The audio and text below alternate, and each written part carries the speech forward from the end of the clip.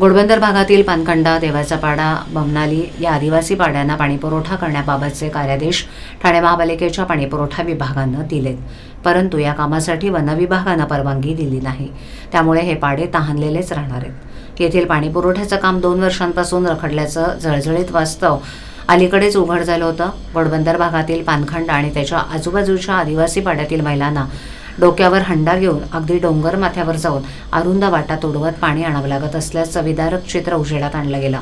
ठाणे महापालिकेच्या पाणीपुरवठा विभागानं याची दखल घेतली. माजी आयुक्त अभिजित बांगर यांच्या कार्यकाळात या भागाची तहान भागवण्यासाठी 88 लाखाचा खर्च करण्याची निविदा मंजूर केली होती. केवळ त्याचे कार्यादेश देण्याचं काम शिल्लक होतं. खरा अडसर पानखंडा आणि त्याच्या आजूबाजूला असलेल्या आदिवासी पाड्यांचा आहे. हा परिसर वनविभागाच्या अखत्यारीत येतो. या भागात काम करता येत नसल्याचं पालिकेच्या अधिकाऱ्यांचं म्हणणं आहे. यापूर्वीही वनविभागाकडे परवानगीसाठी पत्रव्यवहार झाला होता.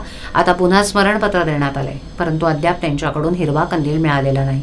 वनविभागाच्या आडमोठ्या धोरणामुळे आदिवासी पाड्यांना पाणी मिळणं अवघड झाले. पाणीपुरवठा विभागानं या कामाचे कार्यादेश दिले होते. खालील बाजूस असलेल्या पाड्यांवर काम सुरू झाल्याची माहिती पाणीपुरवठा विभागानं दिली होती.